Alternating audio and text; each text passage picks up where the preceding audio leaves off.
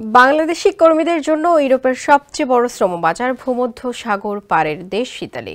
অবৈধ পথে অভিবাসন, শ্রম ভিসা, কেনাবেচা সহ দুর্নীতির কারণে 2012 সাল থেকে 2020 সাল পর্যন্ত টানা 8 বছর বাংলাদেশি কর্মী নিয়োগ প্রক্রিয়া বন্ধ রাখে দেশটির সরকার। 2021 সালে পুরোদমে আবারও চালু হয় দেশটির শ্রমবাজার। অবৈধ অভিবাসী ঠেকাতে কঠোর পদক্ষেপ নেয় ইতালি সরকার। তবে বাংলাদেশি শ্রমিকদের জন্য সুখবরই দিয়েছেন স্বরাষ্ট্র উপদেষ্টা লেফটেন্যান্ট জেনারেল অবসর জাহাঙ্গীর আলম চৌধুরী।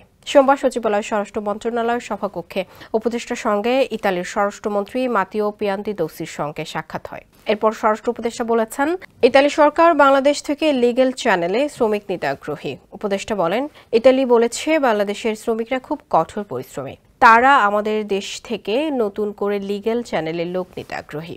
অন্য দেশের ভিসা নিয়ে সাগর পাড়ি দিয়ে ইতালিতে যাওয়ার যে প্রবণতা, সেটাতে তারা নিরুৎসাহিত করেছে। আমরা তাদের বলেছি, এতদিন যারা এই লাইনে গিয়েছে তাদেরকেও যেন বৈধতা দিয়ে দেওয়া হয়। উপদেষ্টা আরও বলেন, আমরা পুলিশ, কোস্টগার্ড ও বিজিবির সহযোগিতা বৃদ্ধির জন্য তাদের সঙ্গে আলোচনা করেছি।